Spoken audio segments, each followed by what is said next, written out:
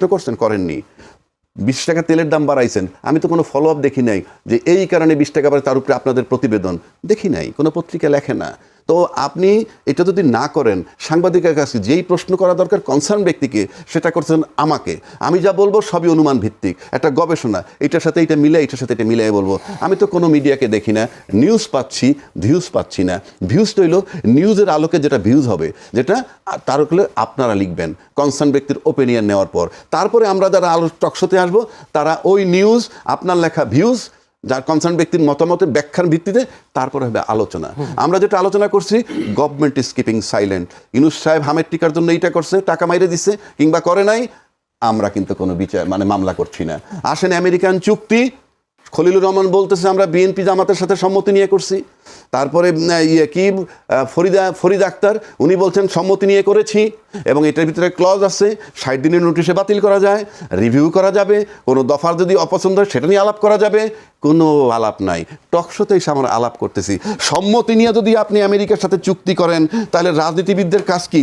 রাজনীতিবিদদের কাজ আপনি ক্ষমতায় আসার পর বৈশা দেশ চালাবেন, না আপনার চোখের সামনে যখন দেখবেন একটা অঘটন ঘটতে যাচ্ছে আপনারা পাহারা দিচ্ছেন?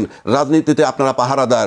আপনারা ওই সম্মতি না দিয়ে আপনারা ইউনূস সাহেবকে কেন বললেন না রাষ্ট্র আমার কাছে বড়, নির্বাচন আমার কাছে বড় না, গেট লস্ট, আপনি চলে যান, নির্বাচন যে খুশি সে এসে দেখ, এই চুক্তি আমরা মানি না। আমরা বুঝতাম যে ইয়েস, রাজনীতিবিদদের কাছে দেশ নিরাপদ। আপনারা যেহেতু এখন প্রকাশ্যে বলতেছেন যে আমরা যাতে নির্বাচনী বাহানা না হয় সেজন্য ইয়েতে স্বাক্ষর করছি, গণভোটে ইয়েতে মানছি, তার মানে ইউনূস সাহেব দেখছে যে আপনারা এই রাজনীতিবিদরা ক্ষমতায় যাওয়ার জন্য লোভী, ওটাকে উনি ক্যাশ করেছে, এবং দুই পক্ষের একই অপরাধ, রাজনীতিবিদ বনাম ইউনূস। এই চুক্তির জন্য আমেরিকা মিঠিম, এই কাজগুলো সাংবাদিকের, এবং সেটা আপনারা করেন না, এটা জাতির জন্য দুর্ভাগ্য। কেউ করেন না। আমি আপনাকে বলছি আপনি করবেন কালকে, যে আমি একজন আলোচক নিয়েছিলাম, সে আমার কাছে এই প্রশ্নটা রেজ করছে, আপনি কোন টাইমটার কথা বললেন? কোনো সন্দেহ নাই যে তাদের বক্তব্য 2000-এ তারা ভালো ছিল, তাহলে আমি জোট বাঁধবো কেন? জোট বাঁধে তারা মন্ত্রী বানাইছি না? আচ্ছা, সেই বিতর্কে আমি যাচ্ছি না। আমি বলছি ভালো আর মন্দ। আপনি প্রথম আসেন, তাদের বিরুদ্ধে গুরুতর 2টা অভিযোগ। একটা অভিযোগ মানুষ হত্যা, আর একটা নারীর সম্ভ্রম নষ্ট করা। এই 2টা তো আমার কাছে আইনের বইটা আনা উচিত ছিল, আমার ভুল হয়েছে। 3 ধরনের অপরাধ হয় ফৌজদারি মামলায়। এক ধরনের অপরাধ আপনারা 2 পক্ষ মিলে আপোষ করে নিতে পারেন। আর এক ধরনের অপরাধ আদালতের পারমিশন নিয়ে, যে আমরা এই ঘটনা হয়েছে, আমরা 2 পক্ষ পারমিশন দেয়। আর কিছু অপরাধ আছে আদালতের কোনো এখতিয়ার নাই ক্ষমা করার, কোনো এখতিয়ার নাই, বিচার করতে হবে।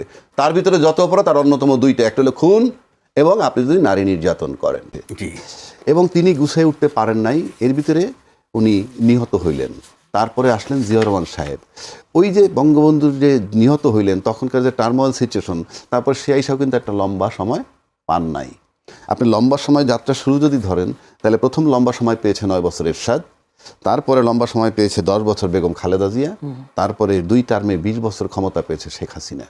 এইটাকে যদি আপনি যোগ করেন তাহলে 29টা বছর হয়। এই 29টা বছরকে আমি সিলসিলা যদি ধরি, ধারাবাহিকতা, প্রত্যেকে কিন্তু বুকে হাত দিয়ে নানান জনের নানান নাটক, কেউ ভ্যান গাড়ি দিয়ে বাসায় যায়, কেউ সাইকেল চালায় অফিসে গেছে, বন্যার ভিতরে সাঁতার কাটছে, দেশের উন্নয়ন করছে, জনগণের উন্নয়ন করছে। যদি আপনি উন্নয়ন করতেই থাকেন, তার ধারাবাহিকতায় আমার যাওয়ার কথা কোথায়? তাতে বিএনপির ঘাড়ে এত সমস্যা কেন পড়বে? আপনি 50 দফা সবাই শুধু উপকারই করছেন, জনগণই মঙ্গল করেছেন। দিন শেষে আমরা দেখছি যে যখন ক্ষমতায় ছিলেন, তার আত্মীয় স্বজন, তার দলের লোকজন হৃষ্টপুষ্ট হয়েছে, আমি নিশ্চিত করে বলে দিতে পারি। কারণ আপনি 29 বছর যদি একটা দেশের উন্নয়ন হয়, তাহলে কোনো আমলার বাসায় 5000 স্কোয়ার ফিটের ডুপ্লেক্স হয় না, হওয়ার কথা না।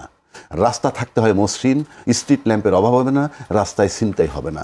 এই সমস্ত রাস্তার টাকা যারা দায়িত্বে তাদের বাড়িতে, স্ট্রিট ল্যাম্পের টাকা তাদের বাড়িতে। তাহলে আপনি কি পেয়েছেন?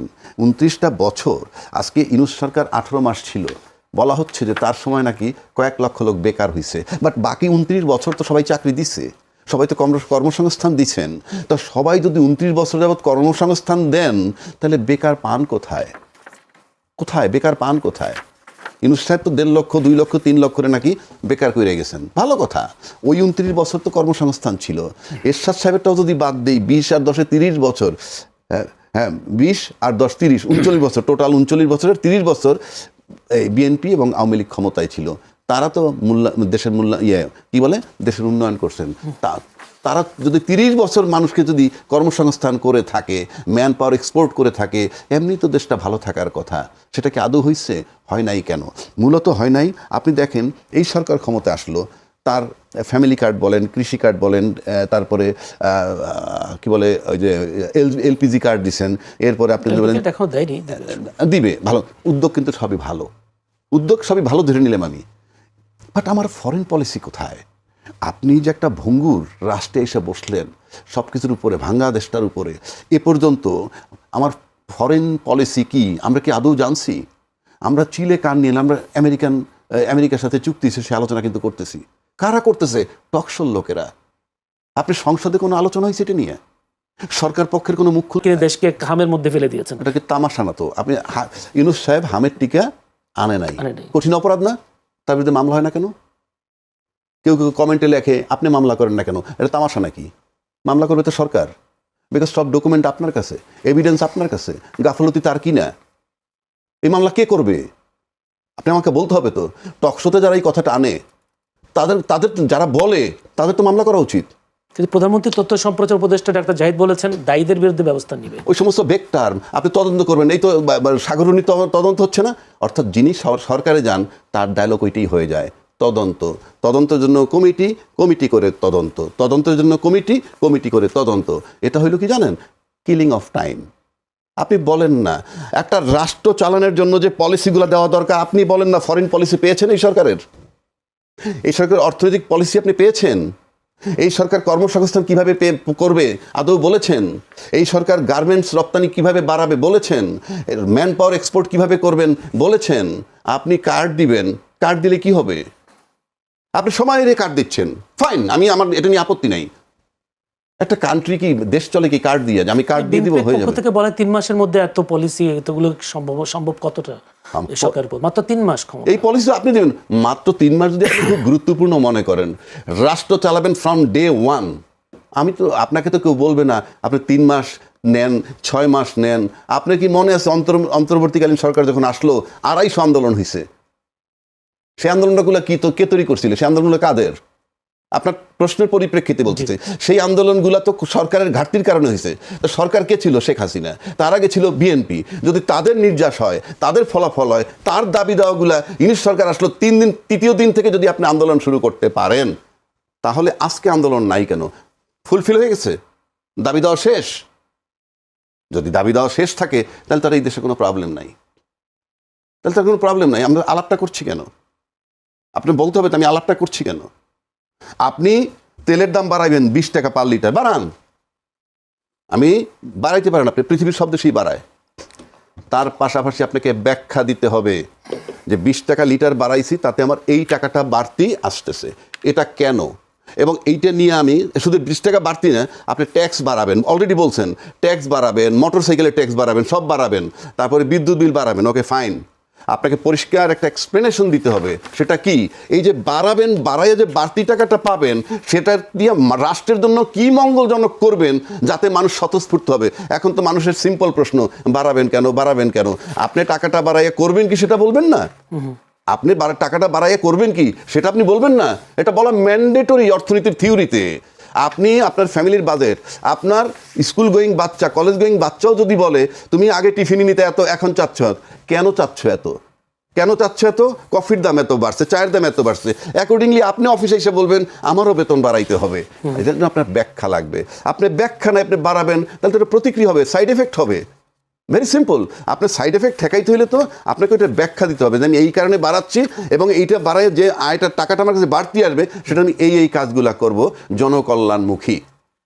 এখন আসেন বাংলাদেশের জন্য যে পরিবর্তনটা দরকার সেটা হলো প্রতিষ্ঠানটা কীরকম? যে আপনার প্রতিষ্ঠানতে ওনারও অনেক ফ্রেন্ড আছে, আপনার অনেক স্কুল ফ্রেন্ড আছে, আপনারা দেখছেন কেউ পুলিশ আছে, কেউ ডাক্তার আছে। আপনি জানেন যে as a man his a very nice soul, আপনি সবাই জানেন, আপনাদের বন্ধু। কিন্তু যখন সে মেডিকেল কলেজে যোগ দিয়ে দিল ডাক্তার হিসাবে, কিংবা একজন কর্মকর্তা হিসাবে সরকারি প্রশাসনে ঢুকলো, তারপরে দেখতেন তার অ্যাটিটিউড চেঞ্জ হয়ে যাচ্ছে, প্রবলেম হচ্ছে, এবং আস্তে আস্তে আপনার সেই বন্ধুটাকে আর খুঁজে পান না। মানে আপনার সেই যে বন্ধুর গুণাগুণওয়ালা বন্ধুটা, তাকে খুঁজে পান না। এটা নষ্ট হয়েছে প্রতিষ্ঠানে ঢুকে।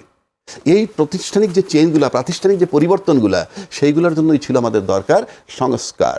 সেই সংস্কারটা যারা করতেছে না, এই না করলে যারা লাভবান হয় তারাই রাজনীতিবিদ।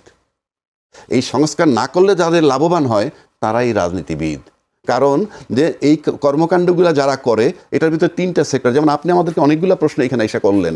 55 বছর যাবৎ যাদের বিরুদ্ধে অভিযোগ, এই টেলিভিশনে এসে সবাই টকশো করে, শরীর হাত পা নাড়ায় নাড়ায়, তারা এসে বলে জাতির কাছে তারা মাপ চাবে, জাতির কাছে দাঁড়ায় আমরা মাপ চাইলাম যে আমরা এগুলা করছি।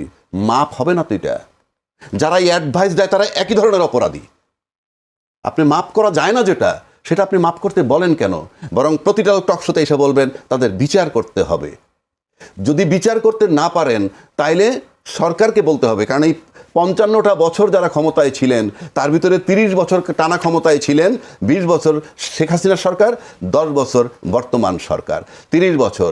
আপনারা তাদেরকে সাথেও নিছেন, আজকে বিচার করেন। কারণ এগুলোর কোনো ক্ষমা নাই, ক্ষমার অযোগ্য অপরাধ। আপনাকে বিচার করতে হবে। এখন বিচার যদি না করতে পারেন, তার আরেকটা কথা বলি আমি, এই যে আপনাদের যে এই যে বক্তব্যটা সবাই বলে, এটা কি আপনি লিগ্যাল লেন্স দিয়ে দেখতেছেন নাকি পলিটিক্যাল লেন্স দিয়ে দেখতেছেন? এটা কি রিয়েল তারা অপরাধী না রাজনৈতিক অপরাধী? যদি রিয়েল অপরাধী হয় কোনো মাপ নাই, কোনো মার্সি নাই। যারা টকশোতে এসে বলবে তারা ক্ষমা চাইলে মাপ করে, আমি মনে করি তারা ইনডাইরেক্ট তাদেরকে লালন করতে চায়। আপনি কি মনে করেন রিয়েল অপরাধী নাকি পলিটিক্যাল? আমি কেন বলবো? আপনার মনে বলছে। আপনাদের যারা টকশো করতে আসে তারাই তো বলে এটা যদি রিয়েল অপরাধ হয় বিচার করতে হবে। আর যদি রাজনৈতিক অপরাধ মনে করেন, তাহলে রাজনৈতিক অপরাধ হলে আপনি তামাশা করতে পারবেন না 55 বছর যাবৎ। এটা নিয়ে আপনি রাজনীতি করতে পারবেন না। সুতরাং এই জায়গাটায় আসতে হবে, সরকারকে সিদ্ধান্ত নিতে হবে। কোনো মাপ নাই। এখন আসেন, যদি বিচার করতে না পারে তাহলে পরিষ্কার ব্যাখ্যা দিতে হবে যে এটা লিগ্যাল অপরাধ, আমরা এই কারণে বিচার করতে পারতেছি না। ক্লিয়ার রাষ্ট্রের কাছে চিত্র দিতে হবে। রাজনীতি এইভাবে চলে না। 55 বছর যাবত আমরা একই চিৎকার করতেছি কেন? এটার কোনো অপরাধের কোনো মাপ নাই। একইভাবে আসেন, আমরা সম্প্রতি শুনছি 30 লক্ষ কোটি টাকা লুটপাট করেছে। আপনি স্টেটমেন্ট দিলে কি হবে? আপনি তার বিরুদ্ধে প্রসিকিউশন ড্র করেন, তার বিরুদ্ধে মামলা করতে হবে। আপনি তো বলছেন লুটপাট হয়েছে, তো লুটপাট হলে আপনি বিচার করতে পারবেন না কেন? তার বিরুদ্ধে মামলা করতে যাবেন না কেন? তারপর যে আপনি থুথু মারতে গেলেন, যেখানে আপনি বললেন যে কি গণভবনে জুলাই জাদুঘরে, কেন? তার ঘটনা মনে করলে মানুষ থুতু মারবে। ঘটনাগুলোর ভিতরে কি আছে? হত্যা আছে। হত্যা থাকলে আপনি বিচারে যাবেন। আপনি এই সমস্ত বক্তব্য দিয়ে আপনি কি বলতে যাচ্ছেন? এটাও কি সেই রাজনৈতিক বক্তব্য না মানে রাজনৈতিক অপরাধ না রিয়েল অপরাধ? এগুলোকে ক্লিয়ার করতে হবে। দেশ এই জায়গায় থাকবে না, এই জায়গায় রাইখেন না আল্লাহর দোহাই। আপনার দেশটাকে যা করতেছেন, আমি আগেই বলছি, যেহেতু আপনার প্রতিষ্ঠানের কোনো চেঞ্জ করতেছেন না, আপনাদের নিশ্চয়ই সুবিধা হয়। আপনার দেখতে হবে রাষ্ট্রের সুবিধা। রাষ্ট্রের সুবিধা যদি দেখেন তাহলে তো এগুলোর বিচার করবেন। এটা বিচার করবেন না কেন? আপনি এই ভাষা, এই ডায়লগ আমি কেন দিব? বিচার না করার কারণটা যদি ছোট করে বলতেন। আমি বলি নাই তো করে নাই কেন, প্রশ্নটা আমাকে করে। আমি আবারও বলছি, আপনি কালকে ইন্টারভিউ নেবেন, যারা যারা এই কথাগুলো বলছে তাদের কাছে আপনি টিম পাঠান। যদি না পাঠান, টকশোতে নাম মিসিং নেওয়ার চেষ্টাও ভেতরে ভেতরে করছি, যেটাই জামাত নিয়ে দীর্ঘদিন হয়েছে, যে যার মতো করে করেছে। জামাতের বাংলাদেশের সংসদীয় রাজনীতিতে অভিষেক হয়েছে 1986 সালে, আওয়ামী লীগের হাত ধরে এবং জাতীয় পার্টির হাত ধরে, অর্থাৎ এরশাদ সাহেবের হাত ধরে। তখন এই বিএনপিও জামাতকে রাজাকার বলতো, যে রাজাকারে আর স্বৈরাচারে মিলে গেছে। পরবর্তীতে আমরা দেখলাম এই জামাতের সাথে আবার বিএনপির খুবই খাতির। তারা সমান্তরালে আন্দোলন করে। 91 নির্বাচনে আবার একটা বোঝাপড়াও হলো। 93-94 নাগাদ আবার জামাতের সাথে আওয়ামী লীগের ভালো মিলমিশ হয়ে গেল। আওয়ামী লীগের দিক থেকে ব্যাখ্যাও দেওয়া হলো যে গণতন্ত্রকে বা গণতান্ত্রিক আন্দোলনকে একটু হেলদি করতে গেলে ওই রাজাকার আর স্বৈরাচার নিয়ে এত কথা না বলাই ভালো। সব জায়গায় রাজনীতি, আসলে রাজনীতি। আবার যখন ওই জামাতে এই বিএনপির কাছে এখন আবার দেখি মাঝে মধ্যে গুপ্ত, মাঝে মধ্যে রাজাকার, এই বিষয়টা পরিষ্কার করেন। নইলে হয় কি, মানুষ সারা বিশ্ব আলাপ করে 2030 সালে কি করবে, তারা 2050 কি করবে, আমাদেরকে ধরে ধরে আপনারা 71 নিয়ে যাচ্ছেন, পিছিয়ে নিয়ে যেতেন 12 বারে। সামনের বছরে যেতেই পারছি না, সামনে একটা বাজেট, এই নিয়ে কোনো আলাপে করতে পারছি না, ধরে ধরে আমাদেরকে শুধু পেছনে নিয়ে যাচ্ছেন বা আমরাও যেতে বাধ্য হয়ে যাচ্ছি। এটাও কিন্তু আরেক ধরনের অসংখ্য ধন্যবাদ। আমি একটা নতুন প্রশ্ন করি, সেটা হচ্ছে প্রধানমন্ত্রী তারেক রহমান যথেষ্ট কাজ করছেন এবং তার ইতিবাচক কাজগুলো বেশ জনগণের মনে নাড়া দিয়েছে, কিন্তু তিনি আবার পুলিশ সপ্তাহে আমরা দেখলাম জনবান্ধব পুলিশ করবার জন্য তিনি চেষ্টা করেছেন। সেখানে 107-এর উপরে যে বিপিএম পিপিএম যে পদক, সেখানে বিভিন্ন ধরনের রাজনৈতিক পরিচয় বা বিভিন্ন ধরনের ফেসিবাদীরা যুক্ত আছে পদকের ক্ষেত্রে, সেই পদকটা স্থগিত করে দিয়েছেন। এটার জন্য তিনি সাধুবাদ পাওয়ার কথা। কিন্তু দেখা গেল সেই পুলিশ সপ্তাহে একজন পুলিশ কর্মকর্তা তিনি নিজেকে জাতীয়তাবাদী আদর্শ থেকে এক চুলো বিচ্যুত হয়নি এমন একটি বক্তব্য তার সামনে দিয়েছেন। অপদস্থ করার ফেসিস্ট আমলে আমরা দেখেছি একজন প্রধানমন্ত্রীকে অপমানিত করা, জি অপদস্থ করার 16 কলা ওই পুলিশ কর্মকর্তা পূরণ করে দিয়েছেন। যে অনুষ্ঠানে প্রধানমন্ত্রী বললেন যে দলীয়পনা দিয়ে আর বাহিনী চলবে না বা দলীয়পনা দিয়ে পদোন্নতি হবে না, যেই সম্মেলনটাতে অত্যন্ত প্রাসঙ্গিক যে বিপিএম পিপিএম কারা পায়, কেন পায়, আলাপ ছিল ওই নিয়ে, আপত্তি দৃষ্টি স্থগিত করা হয়েছে। ওখানে এক পুলিশ কর্মকর্তা রীতিমতো নগদে বৃদ্ধাঙ্গুলি দেখালেন। এর আগে যেটা আলোচিত ছিল, সাবেক একজন বিচারপতি প্রকাশ্যে এরকম একটা অনুষ্ঠানে বলেছিলেন যে আমরা বিচারপতিরাও কি শপথবদ্ধ রাজনীতিবিদ, অর্থাৎ যার যেটা মন চায়। আমি উদ্বেগ প্রকাশ করছি এই কারণে, মাননীয় প্রধানমন্ত্রী মাত্র এক হাত আগান, এই ধরনের কেউ না কেউ নগদে তাকে 2 হাত পিছিয়ে দেয়। ওই দিন কিন্তু সেটাই ঘটেছে। ওনার বিষয়ে কোনো পদক্ষেপ নেওয়া হয়েছে বলে আমরা জানি না। সেটাই এই গেল একদিক। দ্বিতীয়ত হচ্ছে তদন্ত তো হওয়া উচিত ছিল এবং এটা যৌক্তিক যে আমাদের এই যে হাউন আঙ্কেল যাকে বলি, অথবা মনিরুল, অথবা বেনজির, অথবা এই ধরনের যারা প্রলয়রা ছিল, বিপ্লবরা ছিল, তারা যে বিপিএম পিপিএম গুলো কি নিয়ে পেয়েছিল, বিপিএম পিপিএম এর যে মানদণ্ডগুলো করা হয়, পেশাগত দক্ষতা, অভিজ্ঞতা, পুলিশিংয়ে কার কি অ্যাচিভমেন্ট, তো তাদের অ্যাচিভমেন্টগুলো জাতি দেখেছে। কি অ্যাচিভমেন্ট? যে পিটাতে পারে, গুম করতে পারে, খুন করতে পারে, যেটাকে এসিআর বলা হয়, সরকার দলীয় পুলিশ হিসেবে কাজ করতে পারে, ওইসব দেখে দেখে হয়েছে। তো এবার যেহেতু অন্তত একটা ছেদ পড়েছে ওখানে, আমি বলবো অন্তত স্থগিত হয়েছে, এগুলো তদন্ত করা উচিত। কারণ আমরা দেখছি সংস্কারের নামে খুব সুন্দর করে বলা হয় সংস্কার শব্দটা, আবার যখন নিজের জন্য বলা হয় বলে যে তখন আবার কিন্তু খুব খারাপ লাগে। এইসব পুলিশ কর্মকর্তাদের মধ্যে এখনো আছেন, আমি তালিকা ধরে ধরে বলতে পারবো, হয়তো আগে 5 তলায় বসতেন, এখন 3 তলায় বসেন। আগে ময়মনসিংহে ছিলেন, এখন একটু দূরে সরিয়ে দিয়ে পটুয়াখালী পাঠিয়ে দেওয়া হয়েছে। তার মধ্যেও প্রতিযোগিতা, তিনি কত বড় জাতীয়তাবাদী। সেই শহীদ প্রেসিডেন্ট জিয়াউর রহমানের আমল থেকে, বেগম খালেদা জিয়ার আমল থেকে কোন দিক দিয়ে কাটা গেছে, ছেঁড়া গেছে, ওনার দাদা কি ছিলেন, বাবা কি ছিলেন। তো এই রোগ তো আমরা ভাই দেখেছি 15.5-16 বছর। আর এই রোগে ধরলে যে রোগী বাঁচে না, সেটাও দেখা হয়েছে, সেটাও আমাদের দেখা হয়েছে। সরকারের জন্য এখানে কঠোর সিদ্ধান্ত। আমি যদি আবার রাজাকের কাছে ঠিক একই বিষয়ে এই কর্মকর্তার বিরুদ্ধে আসলে সরকারের পক্ষ থেকে কোনো কর্মকর্তার বিরুদ্ধে কি নেবেন না নেবেন, উচিত বা উচিত না, যেটা উনি বলছেন একজন স্বাভাবিক সাদামাটা চোখে একজন কর্মকর্তা বলতে পারেন না। আমি যদি একটু বিষয় টানি, আপনি একটা লক্ষ্য করে দেখেন যে আমাদের রাজনীতিতে 55 বছর যাবৎ আমরা কি শুনছি, রাজনীতিতে শেষ কথা বলতে কিছু নাই বলছে না, নাকি বানাই বলতেছি আমি, এটা কমন এবং এটা নির্লজ্জের মতো সবাই মেনেও যায়। এই শেষ কথা বলতে কিছু নাই মানে কি জানেন, সকালে একটা বলবো, বিকেলে একটা বলবো, পরদিন একটা বলবো, and it is approved by the political parties. এখানে কোনো শেম নেই, নির্লজ্জের মতো মেনে নেয়। সেক্ষেত্রে আপনি যখন বলছেন যে গণভোটে রাজি না হলে নির্বাচন হইতো না, কিংবা নির্বাচন পিছনের বাহানা হতে পারে সে কারণে রাজি হয়েছি, কথাগুলো কি সুন্দর? Of course not. এটা কিন্তু তার মানে বুঝাচ্ছেন আপনি। এবং আমি পবিত্র সংসদে বসে যখন বলা হয় তখন দেশবাসী কি জানে, জানি তাহলে আমরা তাদের কথাবার্তা যে শুনছিলাম আমরা ভুলের জগতে ছিলাম, আমাদেরকে ধোঁকা দিছে, এই প্রশ্নটা আসবে না? খুব স্বাভাবিক আসবে। তাহলে এই যে পরিবর্তন, শেষ কথা বলতে কিছু নাই বলাটা বৈধ, এই বিষয়ে আপনারা গিয়ে কেউ প্রশ্ন করেন? আমি বারবার আমি মিডিয়াকে টার্গেট করছি, কোনো মিডিয়াকে প্রশ্ন করে নাই বলাটা ঠিক হইল কিনা আপনার। তাহলে দেশবাসী কি ভাববে? কেউ জান নাই, আমাদেরকে ডাইকে জিজ্ঞেস করেন, আমরা বিব্রত হই। আমি আবারও বলছি, পারলে